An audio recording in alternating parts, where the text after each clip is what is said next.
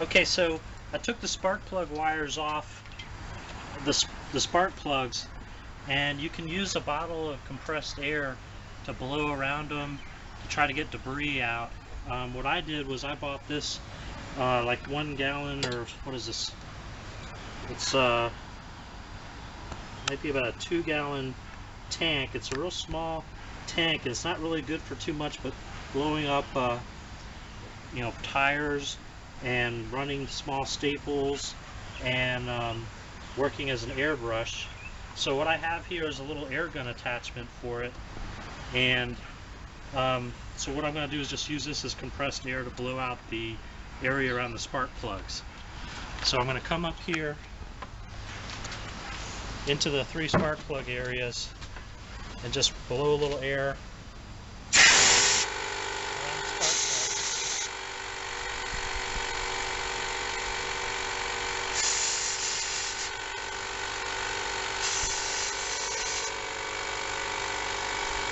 And that should just do a little to get rid of the dust around the spark plugs. Okay, I loosened up the spark plug, and I'm pulling out the first spark plug I could get out. Okay, this spark plug has been in my car, I believe, for 98,000 miles. Now what I'm interested in is to see how big that gap is. We just measured the gap on the new spark plugs. Let's measure the gap on this one. Okay, so here's the spark plug. I just set up some feeler gauge for 0.078, and you can see I can get it in there. So this thing went from the specs of about 0.51 to 0.54 to 0.078, from 051 to 054 to 078. So I definitely had an issue with my spark plugs being out of the gap design limits. Also, if you look at the quality of this spark plug, there's residue on it, and it's rounded out. It just looks generally worn. I don't see a lot of gunk and goop on it, so I don't think I have any issues with my cylinder for this one. But what I'm going to do is set these up in the order that they're in my engine, so we can see the difference once I have them all out. Okay, so here's a new spark plug. I'm getting ready to put it into the car. Now what I'm going to do is put some anti-seize right here on the front to help this to come out easily the next time. So all you need is just a little bit of anti-seize around the threads. Put them on the front end, and as you put it in, it should thread around the whole thing. Okay, one thing I'm doing when I put these plugs in is I'm doing what they call indexing the plug. I'm not trying to be exact. I'm not buying any washers that you can buy to set the heights to make things stop where you want them. All I'm going to do is try to get it so that the area I want facing a certain direction is like this. One of this open areas like that, pointing where I want it to go. What I don't want is for that bar to be in the way of the direction I want to point. So I can tell this by following my tool down here, and the open end is coming right between the F and the T in Craftsman. So knowing that, I can tell where the spark plug is, but what I'm also going to do is just put a little scratch there to help me remember which letters that I was having for my marking. So now whenever I put a spark plug on to put in with using this extension,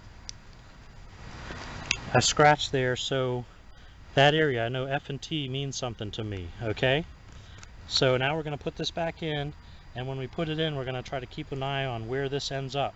If this ends up, I'm happy. If it ends up down, I'm not happy. It could be up, but in any kind of angle like this, that's fine. Okay, so I'm putting the spark plug back in. Got the anti-seize on it. I'm doing it by hand, very lightly, because I don't want to cross thread anything. You want to try to get the same angle that you had.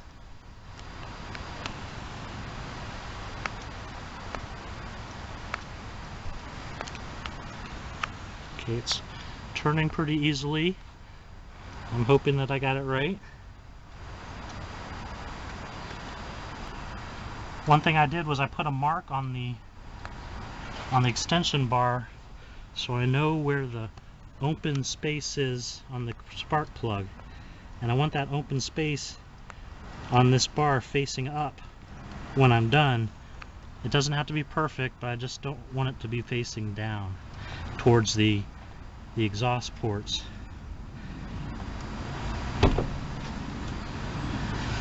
So I'm going to tighten it up a little bit with my tool.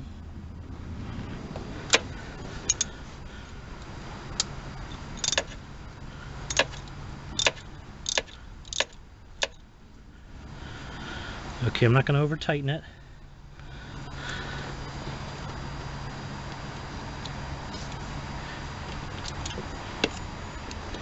Just to pull it out the same angle. The mark was right here, so that tells me that the open end is facing pretty much up. I don't need to be exact, but that's the way I had it, just like that. Plug extension didn't want to come out by its own, so I'm going to use my pliers, just grab this and pop it out. First spark plug is in. Okay, I'm taking this spark plug out. I've tried twice to get it in facing the way I want it. Both times it ended up in the same place. So what I'm going to do is pull this spark plug out, and I'm going to try it in a different cylinder to see if I can get a different result in a different cylinder. I saw something on the internet about setting up the spark plugs in the cylinders that work best for them. Obviously this one is probably the worst case scenario I could plan on, so I don't want to try to keep putting it in this one.